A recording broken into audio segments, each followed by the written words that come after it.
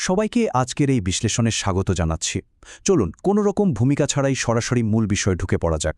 আজকে আমরা যে উৎসটি নিয়ে কথা বলছি সেখানে একটা দারুণ ইন্টারেস্টিং বা বলতে পারেন খুব কমন একটা প্যারাডক্স বা স্ববিরোধিতার কথা তুলে ধরা হয়েছে। ব্যাপারটা হলো একদিকে জাগতিক সাফল্যের একেবারে চূড়ান্ত শিখরে পৌঁছানো, আর অন্যদিকে ঠিক তার উল্টো মনের খুব গভীরে থেকে যাওয়া একটা অদ্ভুত শূন্যতার অনুভূতি। আমরা তো সাধারণত এটাই ভাবি, তাই না, যে পার্থিব সবকিছু পেয়ে গেলেই বোধহয় লাইফ একদম সেট। কিন্তু আমাদের আজকের এই উৎসটি বেশ কিছু চমৎকার প্রশ্ন আর পর্যবেক্ষণের মাধ্যমে এই চেনা ধারণাটাকে একদম চ্যালেঞ্জ করে বসছে। তো চলুন দেখি বক্তা আসলে এই বস্তুগত অর্জন আর অন্তরের প্রশান্তির মাঝখানের এই জটিল সম্পর্কটাকে ঠিক কিভাবে ব্যাখ্যা করেছেন।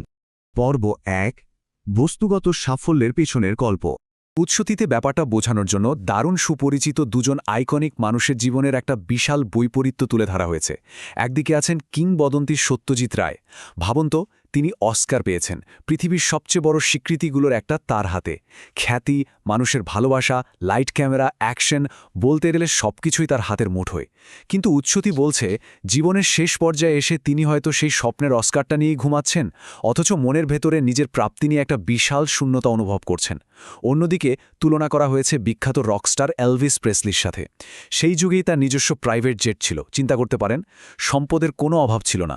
কিন্তু এত কিছু থাকার পরও মাত্র ৩৯ বছর বয়সে তাকে একদম একা মৃত্যুবরণ করতে হয়েছে। এই উদাহরণটা আসলে আমাদের সামনে একটা চরম রূঢ় বাস্তবতা তুলে ধরে।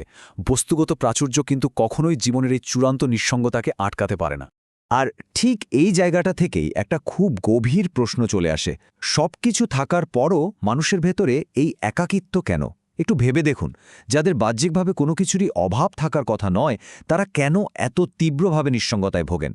এই রহস্যের উত্তর খুঁজতে গিয়েই বক্তা মানবনের সম্পূর্ণ ভিন্ন একটা দিকের কথা সামনে এনেছেন। পর্ব ২, ইমোশনাল ভয়েড বা আবেগীয় শূন্যতা এবং রূহ। উৎসটির যুক্তিটা এখানে বেশ ইন্টারেস্টিং। বলা হচ্ছে মানুষের ভেতরে এই যে একাকিত্ব বা শূন্যতা, আধুনিক ভাষায় আমরা যাকে ইমোশনাল ভয়েড বলে থাকি, বক্তার মতে এটা আসলে আর কিছুই না, এটা হলো আমাদের রূহ বা আত্মার একটা ক্ষুধা। সবচেয়ে গুরুত্বপূর্ণ পয়েন্টটা হলো এই রূহকে কিন্তু চোখে দেখা যায় না, এটাকে শুধু গভীরভাবে অনুভব করা যায়। ব্যাপারটা অনেকটা এরকম, আমরা যেমন শরীরের ক্ষুধা মেটানোর জন্য খাবার খাই, ঠিক তেমনি আমাদের আত্মারও কিন্তু একটা নির্দিষ্ট ক্ষুধা আছে। আর সেই ক্ষুধাটা না মিটলে মানুষের ভেতরে এই অদৃশ্য অথচ ভয়ঙ্কর একাকিত্বের জন্ম হয়। পর্ব ৩, দূরত্বের কারণে বিষণ্ণতা। বক্তা এখানে একটা বড় দাবি করেছেন। তিনি বলছেন আমাদের মাঝে যখনই অ্যাংজাইটি বা অকারণ দুশ্চিন্তা কাজ করে, কিংবা ধরুন চারপাশের মানুষের আচরণ দেখে যখন মনে প্রশ্ন জাগে যে সবাই এমন কেন করছে, তখন বুঝতে হবে এটা আসলে একটা রেড ফ্ল্যাগ বা সতর্কবার্তা। উৎসটি বলছে এই অনুভূতিগুলো কোনো সাধারণ মন খারাপ নয়, বরং এগুলো হলো সৃষ্টিকর্তার সাথে একজন মানুষের তৈরি হওয়া দূরত্বের লক্ষণ। সৃষ্টিকর্তার সাথে এই ক্রমবর্ধমান দূরত্বটাই মানুষের ভেতরে এক ধরনের চাপা অস্থিরতা তৈরি করে দেয়। আধুনিক চিকিৎসা বিজ্ঞান আর উৎসের এই আধ্যাত্মিক দৃষ্টিভঙ্গির মধ্যে একটা বেশ স্পষ্ট পার্থক্য এখানে দেখতে পাচ্ছি আমরা। একদিকে আধুনিক উপসর্গগুলো খেয়াল করুন।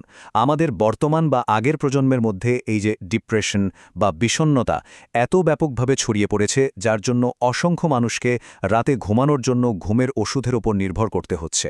আর অন্যদিকে উৎসের দেওয়া রোগ নির্ণয়টা হলো একদম ভিন্ন।